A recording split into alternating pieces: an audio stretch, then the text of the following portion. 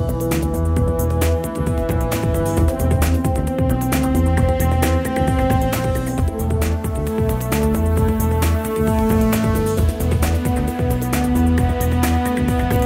আলাইকুম। আমন্ত্রণ চ্যানেল সংবাদে, সঙ্গে আছি হৃদয় হোসেন। বিস্তারিত সংবাদের শুরুতেই জানিয়ে দিচ্ছি ফ্রেশ প্রিমিয়াম টি সংবাদ শিরোনামগুলো। ঘূর্ণিঝড় রিমালের তাণ্ডবে কমপক্ষে 10 জনের মৃত্যু, উপকূলে ব্যাপক ক্ষয়ক্ষতির পাশাপাশি বিদ্যুৎহীন 1.5 কোটিরও বেশি গ্রাহক। ঘূর্ণিঝড়ের প্রভাবে মঙ্গলবার পর্যন্ত প্রায় সারা দেশে ভারী বৃষ্টি ও ঝোড়ো বাতাসের পূর্বাভাস, পার্বত্য অঞ্চলে ভূমিধসের আশঙ্কা। যুক্তরাষ্ট্রের মধ্যাঞ্চলীয় 4 অঙ্গরাজ্যে টর্নেডোর তাণ্ডবে 18 জনের মৃত্যু, ব্যাপক ধ্বংসযজ্ঞে বিধ্বস্ত হাজারো ঘরবাড়ি।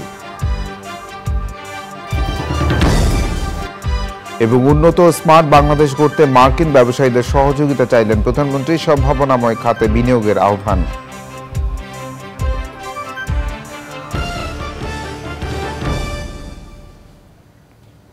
সংবাদ শিরোনামগুলো জানাচ্ছিলাম। এখনকার সংবাদ আয়োজন একই সঙ্গে চ্যানেল আই ইউটিউব চ্যানেল এবং চ্যানেল আইয়ের ওটিটি প্ল্যাটফর্ম আই স্ক্রিনে লাইভ স্ট্রিম হচ্ছে। ঘূর্ণিঝড় রিমালের ব্যাপক তাণ্ডবে বিভিন্ন জেলায় এ পর্যন্ত 10 জনের মৃত্যুর খবর পাওয়া গেছে। বিদ্যুৎ বিচ্ছিন্ন রয়েছে উপকূলের 1.5 কোটিরও বেশি গ্রাহক। বহু ঘর বাড়ি বিধ্বস্ত হয়েছে, উপড়ে গেছে গাছপালা, ভেসে গেছে অনেক পুকুর ও ঘেরের মাছ। মংলা, পায়রা, চট্টগ্রাম ও কক্সবাজার সমুদ্র বন্দরে 3 নম্বর স্থানীয় সতর্ক সংকেত জারি করেছে আবহাওয়া অফিস। প্রতিনিধিদের পাঠানো তথ্য, ভিডিও চিত্রে রাজীব আহমেদের রিপোর্ট। ঘূর্ণিঝড় রিমালের প্রভাবে অনেক স্থানে উপকূল রক্ষা বাঁধ ভেঙে গেছে। বিদ্যুৎ বিচ্ছিন্ন রয়েছে উপকূলের অন্তত 1 কোটি গ্রাহক। বহু ঘরবাড়ি বিধ্বস্ত হয়েছে, উপড়ে গেছে গাছপালা, ভেসে গেছে বহু পুকুর ও ঘেরের মাছ। রিমালের প্রভাবে পটুয়াখালীতে জলোচ্ছ্বাস ও ঘরচাপায় 3 জনের মৃত্যু হয়েছে।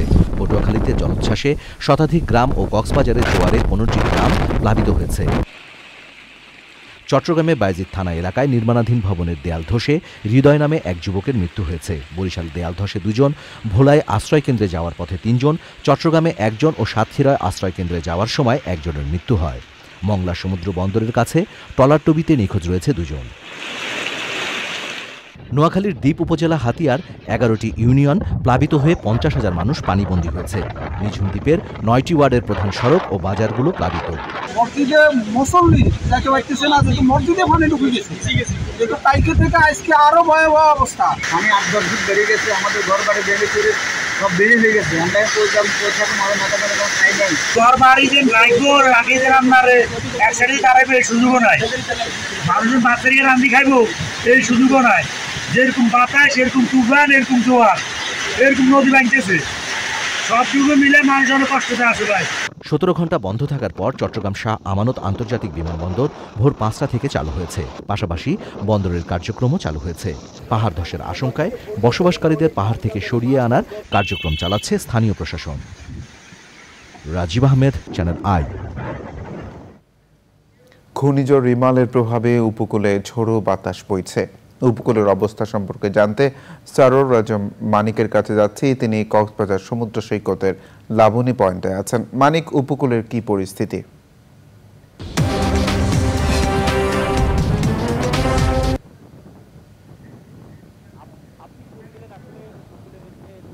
ঝোড়ো হাওয়া বয়ে যাচ্ছে, এটি আমরা গত রাত 12টার পর থেকে দেখতে পাচ্ছি। বাতাস, সেই সাথে হচ্ছে ঝঙ্কা ঝোড়ো হাওয়া, এটা একটু পর পর থেমে থেমে হচ্ছে। এখনো প্রচন্ড রকমের বাতাস, সেই সাথে সাগরের যে বিশাল আকারের ঢেউ, সেই বড় বড় ঢেউগুলো এসে আছড়ে পড়ছে। যে ঢেউয়ের পরিমাণ, সাগরের যে ঢেউয়ের পরিমাণ, সেটি গতকাল থেকে বেড়ে গেছে, আজকেও একই অবস্থায় আছে। আর সেই সাথে কক্সবাজারের কিছু নিচু এলাকা আজকেও দিনের দুপুরের যে জোয়ার, সেই জোয়ারের সময় প্রায় 15 থেকে 20 গ্রাম প্লাবিত হয়েছে। সেই সাথে বেশ ভেঙে গেছে। যেখানটায় দাঁড়িয়ে আছি সেই লাবণী পয়েন্টে প্রায় শতাধিক দোকান ভেঙে গেছে। এছাড়া বেশ কিছু গাছপালা উঠে পড়েছে, অনেকগুলো কাঁচা ঘরবাড়ি ভেঙে গেছে এবং বিধ্বস্ত হয়েছে। বিভিন্ন এলাকায় কক্সবাজার শহর সহ অনেক এলাকায় বিদ্যুৎ বিচ্ছিন্ন রয়েছে। কক্সবাজার শহরে কিছুক্ষণ আগে বিদ্যুৎ এসেছে। বিশেষ করে উপকূলীয় উপজেলাগুলো সেখানে বিদ্যুৎ বন্ধ থাকার কারণে মানুষের ফোন চার্জ দেওয়া বন্ধ হয়ে গেছে, অনেকের সাথে যোগাযোগ বন্ধ হয়ে গেছে। বিশেষ করে মুরব্বী এবং বয়স্ক জীবের অবস্থা খুবই ভয়াবহ। তাছাড়া সকাল থেকে যে ধমকা জড়ো হওয়ার কারণে এখানে কিন্তু সকালবেলা কোনো মানুষ না থাকলেও বেলাবেলার পরে কিছু পর্যটক এসেছিল। প্রশাসনের পক্ষ থেকে এসব পর্যটকদেরকে বারবার উপরে উঠার নির্দেশ দেওয়ার পরেও অনেক কিছু পর্যটক বারবার সাগরে নামছেন। এতে করে জেলা প্রশাসন, জেলা পুলিশ তারা কিন্তু নিরলসভাবে কাজ করে যাচ্ছে।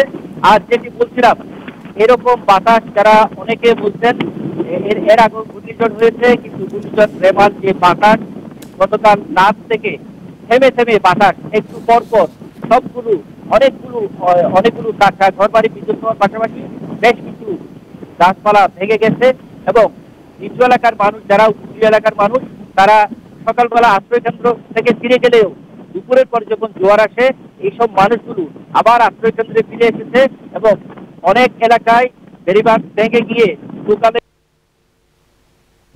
লবণ পানি প্রবেশ করায় মানুষের আর ধমকা জড়ো হওয়ার কোনোভাবে থামছে না। কক্সবাজারের আবহাওয়া বলছে এই পর্যন্ত অর্থাৎ দুপুর 2টা পর্যন্ত তারা 93 মিলিমিটার বৃষ্টিপাত রেকর্ড করেছে। তারা বলছেন এখন যে ধমকা জড়ো হওয়া এটি আসলে পরিমাপ করা যাচ্ছে না, কারণ ঘূর্ণিঝড়টি চলে যাওয়ার পরে যে ধমকা জড়ো হওয়া বয়ে যাচ্ছে এটি পরিমাপের বাইরে চলে গেছে, কোনোভাবে দাঁড়ানো যাচ্ছে না। আমরা এখন যেখানটায় দাঁড়িয়ে আছি এখানে কোনোভাবে দাঁড়ানো যাচ্ছে না, এত বাতাস, সেই সাথে একটু পরপর বৃষ্টি, সেই সাথে ধমকা হওয়া, তার উপরে আবার সাগরের যে বড় বড় ঢেউ, এটা একটা মানে খুবই কাহিল অবস্থা হয়ে পড়েছে কক্সবাজার উপকূলে। তো এই ছিল আমার কাছে কক্সবাজারের এখনকার সর্বশেষ। মানিক, ধন্যবাদ। প্রিয় দর্শক, সারোরাজ মানিক কক্সবাজার থেকে আমাদের সঙ্গে যুক্ত হয়েছিলেন। ঘূর্ণিঝড় রিমালে ক্ষতিগ্রস্ত মানুষের পাশে থাকতে জনপ্রতিনিধি ও আওয়ামী লীগ নেতাদের নির্দেশ দেওয়া হয়েছে বলে জানিয়েছেন আওয়ামী লীগ সাধারণ সম্পাদক ওবায়দুল কাদের। দুপুরে ধানমন্ডিতে আওয়ামী লীগ সভাপতির রাজনৈতিক কার্যালয়ে এক সংবাদ সম্মেলনে তিনি বলেন, উপকূলবর্তী এলাকায় জলোচ্ছ্বাসে অনেক ঘরবাড়ি ভেঙে গেছে, সব ক্ষয়ক্ষতির তালিকা করা হচ্ছে বলে জানিয়ে তিনি বলেন, দুর্যোগময় পরিস্থিতির উন্নতি হলে ক্ষতিগ্রস্ত এলাকা পরিদর্শনে যাবেন প্রধানমন্ত্রী শেখ হাসিনা। অভিযোগ জানিয়ে বলেন, দেশের দুর্যোগ মোকাবেলায় বিএনপি বরাবরই বিরোধী দলের ভূমিকা পালনে ব্যর্থ হয়েছে।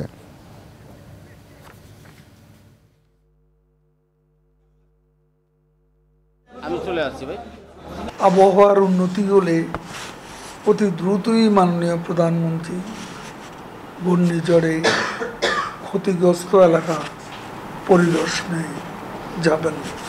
বিএনপি বিরোধী দল হিসেবে তাদের একটা রাজনৈতিক দলের দায়িত্ব পালনে তারা বারে বারে ব্যর্থ হয়েছে।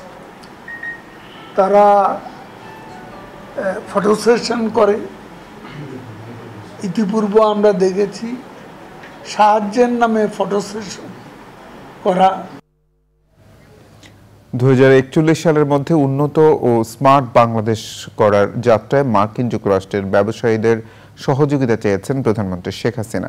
ইউএস বাংলাদেশ বিজনেস কাউন্সিলের প্রতিনিধি দলের সঙ্গে বৈঠকে প্রধানমন্ত্রী যুক্তরাষ্ট্রের ব্যবসায়ীদের বাংলাদেশের সম্ভাবনাময় খাতগুলোতে বিনিয়োগের আহ্বান জানান। নীলাদ্রি শেখরের রিপোর্ট। এগিয়ে যাচ্ছে Bangladesh.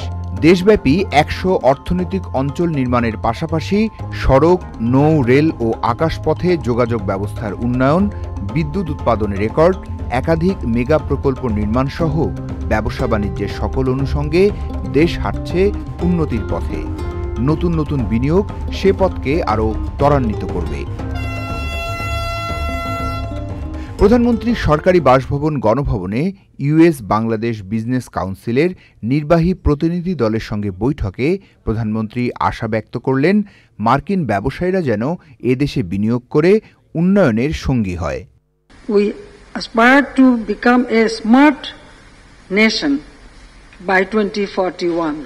Here we need your support in increasing our global competitiveness and expanding our export base. I also call on you to remain with us as partner in our journey to a developed, prosperous and smart Bangladesh by 2041.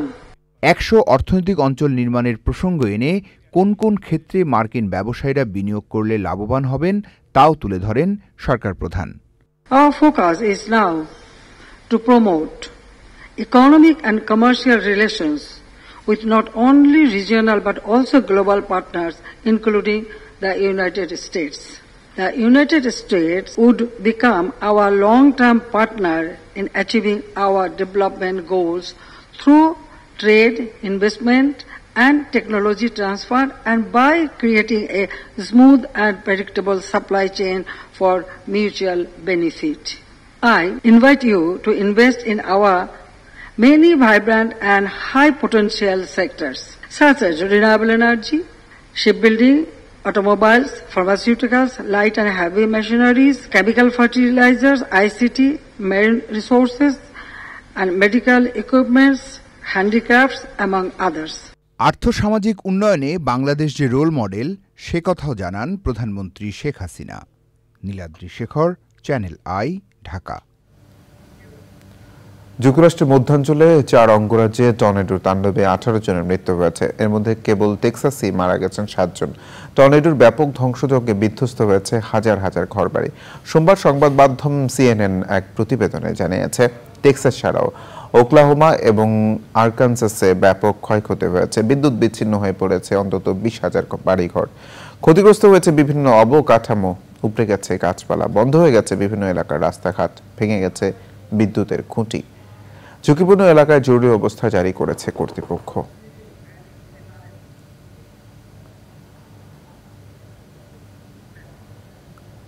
এবার প্রাক budget 2024-2025।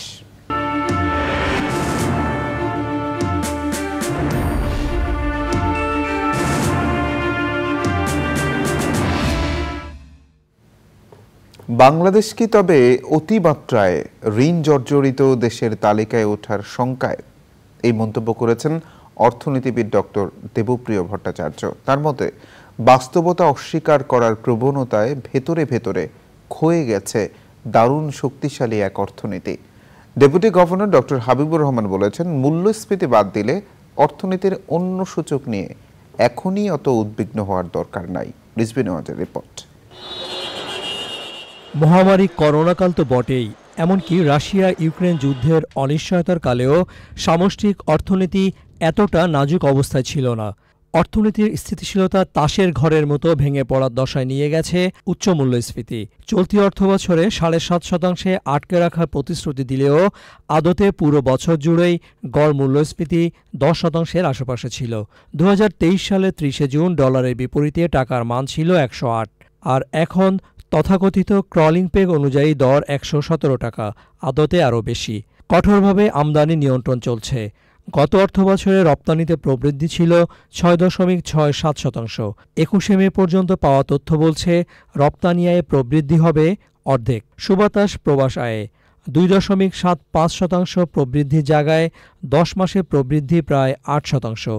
রপ্তানি এবং প্রবাস আয়ে প্রবৃদ্ধির পরও রিজার্ভের পতন ঠেকানো যাচ্ছে না কেন, সেটা এক বড় গোলকধাঁধাই থেকে যাচ্ছে।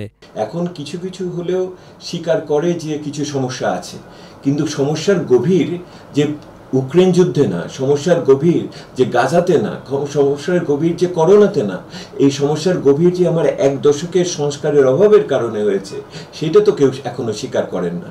সেই রাজনৈতিক স্বীকারোক্তিটার জন্য যেন বড় মূল্য না দিতে হয়, সেটা খেয়াল রাখতে। সর্বোচ্চ নেতৃত্ব হয়তো সম্পূর্ণভাবে এই চিত্রটা যে আছে অর্থনীতিতে, সেটার ব্যাপারে হয়তো ওয়াকিবহাল না। চলতি হিসাব নেতিবাচক অবস্থা থেকে ইতিবাচক হওয়াটা স্বস্তির। সরাসরি বিদেশি বিনিয়োগ কমেছে, তবে গত অর্থবছরের তুলনায় রাজস্ব আয়ে প্রবৃদ্ধি প্রায় 5%। তারপরও আর্থিক হিসাবের অবস্থা আরও শোচনীয় হয়েছে। করোনা উত্তর পরিস্থিতিতে সরকার ক, খ, গ 3 রকমের প্রকল্প তৈরি করেছিল না, যেগুলি খুবই জরুরি সেগুলিতে করতে হবে, যেগুলি কিছুদিন আটকানো যায় সেগুলি পরেও করব, আর যেগুলি একদমই প্রয়োজন নয় সেগুলি ফেলে দিব। এইরকম যে নিরীক্ষা, আপনার পরিবীক্ষণ, বার্ষিক উন্নয়ন কর্মসূচি ধরে করা, এটা তো এইবার করা হচ্ছে বলে এখন পর্যন্ত আমরা শুনি না। টাকার অবমূল্যায়ন ও সুদ হারের বৃদ্ধির মতো সিদ্ধান্তগুলোর সুফল পেতে সময় লাগবে, স্বীকার করেছেন বাংলাদেশ ব্যাংকের ডেপুটি গভর্নর। আমাদের জাতীয় পর্যায়ে যে সমস্যা আমরা মনে করছি, মূল্যস্ফীতি একটা অন্যতম সমস্যা, এবং এটা আমরা অনেক পলিসি নিয়েছি। তো পলিসির যে ফলাফল পার্শিয়ালি হয়তো পেয়েছি, যেটা যেরকম পাওয়া দরকার সেটা আমরা হয়তো পাইনি। এটাকে কস্টলি করে দেওয়ার যে পলিসি আমরা কিন্তু গ্রহণ করেছি। রিজার্ভের উপর চাপ কমার জন্য আমাদের বৈদেশিক মুদ্রার চাহিদা এবং যোগানের যে গ্যাপ, সেই গ্যাপটা কমানোর প্রয়োজন ছিল। তো টাকার অবমূল্যায়নের মাধ্যমে আমরা মনে করছি বৈদেশিক মুদ্রার যোগান বৃদ্ধি পাবে। বাংলাদেশের অর্থনীতিতে অনেক আজব বিষয়ের মধ্যে অন্যতম শেয়ার বাজার। 2023 সালে 30 জুন ঢাকা স্টক এক্সচেঞ্জের সাধারণ মূল্যসূচক ছিল 6344। বছর না ঘুরতেই এটা 1000 পয়েন্ট কমে দাঁড়িয়েছে 5312-তে। রিজভিন আওয়াজ, চ্যানেল আই, ঢাকা। সংবাদের এই পর্যায়ে বিরতি নিচ্ছি। বিরতির পর আবার আমন্ত্রণ চ্যানেল আই সংবাদে। প্রবল ঘূর্ণিঝড় রিমাল সোমবার ভোরে বাংলাদেশের খেপুপাড়ার পায়রা এবং পশ্চিমবঙ্গের সাগর আইল্যান্ডে উপকূল অতিক্রম করে এখন গভীর স্থলনিম্নচাপ হিসেবে উত্তর পূর্ব দিকে এগোচ্ছে। আবহাওয়া অফিস বলছে রিমাল ছিল বিধ্বংসীর দিক থেকে মাঝারি মানের। এর প্রভাব ছিল মূলত ভারী বৃষ্টি এবং জলোচ্ছ্বাসে। সকাল 10টার দিকে বৃষ্টি ছড়িয়ে দুর্বল হয়ে গভীর স্থলনিম্নচাপ হিসেবে সিলেট অঞ্চল দিয়ে পরবর্তীতে বিলীন হবে বলছেন আবহাওয়াবিদরা। জান্নাতুল বাকিকার রিপোর্ট। প্রবল ঘূর্ণিঝড় রিমাল সোমবার ভোরে বাংলাদেশ উপকূল অতিক্রম করে। এর আগে রোববার রাত 9:45 থেকে ঘূর্ণিঝড়টির কেন্দ্রভাগ বা মূল শরীর বাংলাদেশের মংলার কাছে ভারতের পশ্চিমবঙ্গের সাগর আইল্যান্ড উপকূল দিয়ে পটুয়াখালীর খেপুপাড়া দিয়ে উপকূল অতিক্রম শুরু করেছিল। প্রবল ঘূর্ণিঝড়টি উপকূলীয় অঞ্চলে ভারী বৃষ্টির সাথে বাতাসের তাণ্ডব চালিয়েছে। এ সময় পটুয়াখালীর খেপুপাড়াতে সর্বোচ্চ বাতাসের গতি ছিল গত রাতে ঘণ্টায় সর্বোচ্চ 111 কিলোমিটার। প্রবল বৃষ্টির তোড়ের সাথে ঝোড়ো দমকা বাতাস নিয়ে সোমবার সকাল 10টার দিকে গভীর স্থল নিম্নচাপ হিসেবে যশোর অঞ্চলে অবস্থান করছিল। গভীর স্থল নিম্নচাপটি আরও বৃষ্টি ঝরিয়ে ক্রমশ দুর্বল হয়ে দেশের উত্তর পূর্ব অংশের ফরিদপুর, মানিকগঞ্জ এবং ঢাকা হয়ে সিলেট অঞ্চলে গিয়ে স্থল নিম্নচাপ হয়ে পরবর্তীতে বিলীন হবে বলছেন আবহাওয়াবিদরা। রিমাল যেই পথ দিয়ে যাওয়ার আমরা ফোরকাস্ট করেছি ঠিক সেই পথ দিয়ে উঠেছে, তার একটু কোনো ব্যত্যয় হয়নি। বিপদ সংকেতগুলি আমি বলেছি যে কক্সবাজার এবং মংলা, চট্টগ্রামের যে 9 নম্বর মহাবিপদ সংকেত ছিল সেটা নামিয়ে তার পরিবর্তে 3 নম্বর স্থানীয় সতর্ক সংকেত দেখিয়ে দিতে বলা হয়েছে। 3 নম্বরে চলে আসছে। আর যেখানে 10 ছিল পায়রা এবং মংলায়, সেইটা 10-এর পরিবর্তে আমরা সেখানেও 3 নম্বর, অর্থাৎ 4টা পোর্টই এখন 3 নম্বর স্থানীয় সতর্ক সংকেত দেখে যেতে বলা হয়েছে। প্রবল ঘূর্ণিঝড় রিমেলের প্রভাবে উপকূলীয় অঞ্চল সহ সারা দেশে বৃষ্টি হচ্ছে। সোমবার সকাল 6টা পর্যন্ত 24 ঘণ্টায় সর্বোচ্চ বৃষ্টি রেকর্ড করা হয় 125 মিলিমিটার কুতুবদিয়াতে। সোমবার সকাল থেকে কয়েক ঘণ্টায় চট্টগ্রামে 144 মিলিমিটার ছাড়াও পটুয়াখালীতে 93, সাতক্ষীরাতে 72 মিলিমিটার বৃষ্টিপাত হয়েছে। এটা মাঝারি ধরনের সাইক্লোন আগেই বলেছি এবং এটা পর্যাপ্ত বৃষ্টি হবে, তার সাথে জলোচ্ছ্বাস হওয়ার সম্ভাবনা আছে এবং দেখা গেছে কোস্টাল বেল্টে heavy to very heavy rain হচ্ছে। স্টিল নাও ঢাকা সহ সারা দেশে আজকে হেভি টু ভেরি হেভি বৃষ্টি হবে এবং আগামীকাল বৃষ্টি কমে যাবে। প্রবল ঘূর্ণিঝড় রিমেলের প্রভাবে রাজধানী ছাড়াও উপকূলীয় অঞ্চল সহ সারা দেশে আগামী মঙ্গলবার পর্যন্ত বৃষ্টির পূর্বাভাস রয়েছে। ভারী বর্ষণের কারণে ভূমিধসের আশঙ্কাও করছে আবহাওয়া office. Jannatul Bakika, Channel I, Dhaka. এবার নিটল টাটার কৃষি সংবাদ।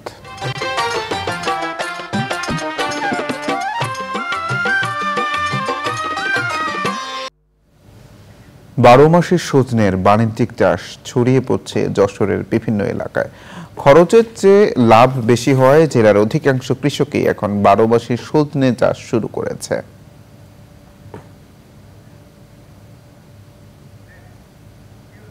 এবার প্রকৃতি সংবাদ।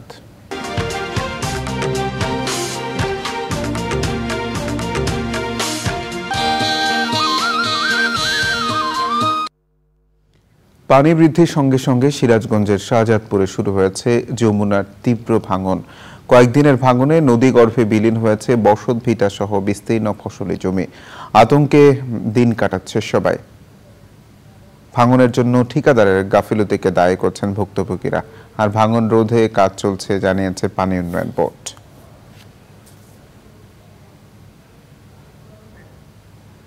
এবার খেলার খবর।